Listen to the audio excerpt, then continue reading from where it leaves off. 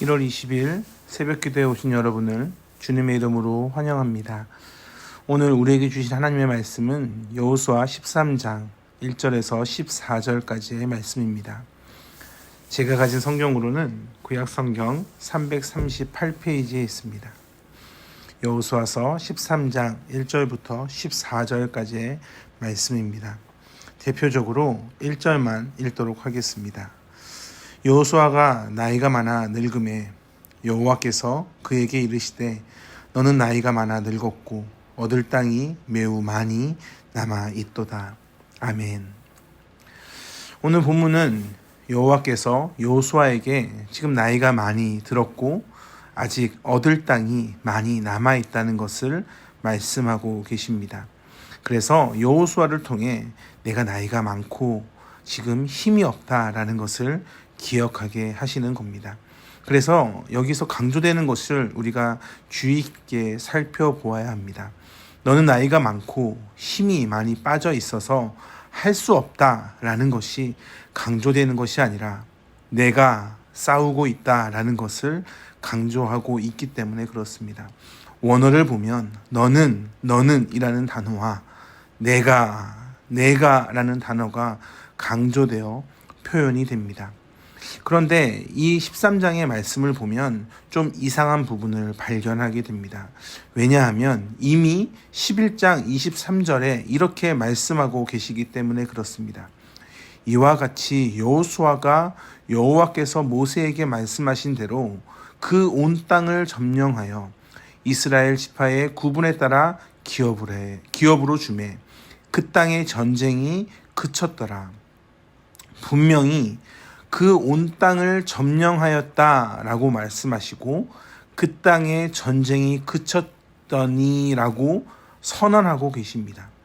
이 선언에 이어 12장은 여호수아가 쳐서 멸한 왕 31명의 이름이 나열됩니다. 이러한 기록을 통해 가나안 정복 전쟁이 여호수아 당대에 모두 종결되었다는 인상을 강하게 받게 됩니다. 그런데 갑자기 12장의 말씀이 끝나고 13장 1절에 이르면 새로운 사실이 나온 것처럼 보입니다. 여호수아가 나이가 많아 늙음에 여호와께서 그에게 이르시되 너는 나이가 많아 많이 늙었고 그리고 얻을 땅이 매우 많이 남아있도다. 이 말씀은 분명히 얻을 땅이 매우 많이 남아있다라고 말씀하고 계십니다. 이 말씀뿐만 아니라 17장 12절에도 보면 므낫세 자손이 그 성읍들의 주민을 쫓아내지 못하매 가나안 족속이 결심하고 그 땅에 거주하였더니라고 말씀합니다. 그 성읍의 주민을 쫓아내지 못했다라고 말하며 가나안 족속이 그 땅에 거주하였다라는 말씀이 나옵니다. 이어 유사한 말씀이 17장 16절에도 나옵니다. 이와 같은 말씀은 하나같이 정복하는 그 전쟁이 오랜 시간 걸쳐 일어났으며 이스라엘이 가나안 사람들을 쫓아내는데 많은 어려움을 가지고 있었다라는 것을 말씀하고 계십니다. 여기서 우리의 궁금증은 점점 더 커집니다. 여호수아 저자는 왜 이렇게 모순된 내용을 기록하고 있는가? 11장에는 분명히 정복 전쟁이 단번에 완성된 것처럼 그렇게 말씀하고 계시는데 왜 다른 곳에서는 그렇지 않다라고 하는가? 이거는 당시의 시대적인 배경을 살펴볼 필요가 있습니다. 당시 고대 도시는 파괴와 재건이 매우 자주 반복되어 일어났습니다. 정복 전쟁 당시에 여호수아에 의해 파괴되었다가 나중에 다시 재건되고 또 다시 정복되기를 반복했다라는 것을 우리는 알고 있어야 됩니다. 그렇다면 11장 23절에 정복했다라는 말씀과 13장 1절에 아직 전쟁이 그치지 않은 것을 어떻게 해석할 수 있는가? 이것을 가리켜 선지자적 역사 안목이라고 부릅니다. 선지자적 안목이라는 것은 일반적인 사람은 납득하기가 쉽지 않습니다. 예를 들어 우리가 잘 아는 선지자 예레미야는 유다의 멸망이 임박한 시점에 은을 주고 밭을 사는 그렇게 하시는 말씀을 봅니다. 이제 멸망당하는 상황에서 그 밭을 산다는 것이 무슨 소용이 있겠습니까? 그러나 그것은 장차 유다가 회복될 것을 나타내기 위한 소위 선지자적 상징 행위였습니다. 여호수아 기자에게도 이런 선지자적 안목이 있었다는 겁니다. 즉 11장 23절의 정복은 장차 이루어질 최종적인 승리를 말씀하고 있다는 것이 성경학자의 해석입니다. 선지자적 안목에서 중요한 것은 하나님이 역사를 주관하신다라는 관점입니다. 역사는 하나님의 뜻이 이루어지는 그런 놀라운 은혜가 있습니다. 하나님이 가나안 땅을 이스라엘 자손에게 주기로 하신 이상 그 뜻은 반드시 성취된다라는 사실입니다. 어떤 장애물도 하나님의 뜻을 가로막을 수 없다라는 겁니다. 신약의 사도행전 17장 26절에 보면 바울이 다음과 같이 말씀합니다. 인류의 모든 족속을 한 혈통으로 만드사 온 땅에 살게 하시고 그들의 연대를 정하시며 거주의 경계를 한정하셨으니, 이 말씀에도 보면 하나님께서 우리의 인생을 아시는 것으로 말씀하고 있습니다. 우리가 그저 하루하루 그냥 눈앞의 현상을 바라보며 살아가는 것 같지만 우리의 삶을 하나님께서 아시고 우리가 살아갈 그 곳도 그 장소도 주께서 아시고 미리 정하셨다라는 것을 말씀하고 있다는 겁니다.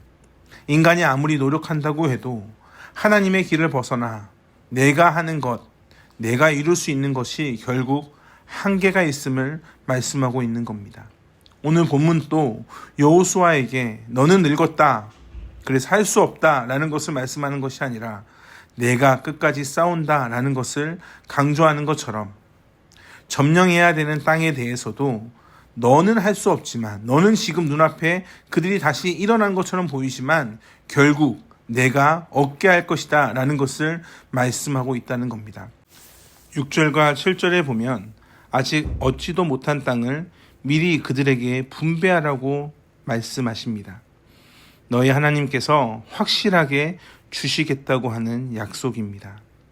사랑하는 성도 여러분, 하나님의 나라에 하나님의 백성으로 살아간다면 담대하게 하나님의 약속을 의지하시길 주님의 이름으로 축복합니다. 눈에 보이지 않고 현실 가운데 이루어지지 않을 것처럼 보이지라도 결국 하나님이 이루실 것을 확신하며 담대하게 나아가시길 주님의 이름으로 축복합니다. 혹여나 오늘 보지 못한다고 할지라도 앞으로도 보지 못할 것 같다라고 생각하지 않길 주님의 이름으로 축복합니다. 결국 하나님의 일하심을 그 자리에서 보게 될 것입니다. 하나님의 말씀에 순종하고 소극적인 것을 벗고 적극적으로 나서야 되는 이유는 나의 능력에 있는 것이 아니라 하나님의 나라에서 하나님이 싸우시고 하나님이 보호하신다는 말씀에 있습니다. 그 말씀을 의지하고 평안을 누리시길 주님의 이름으로 축복합니다. 기도하겠습니다.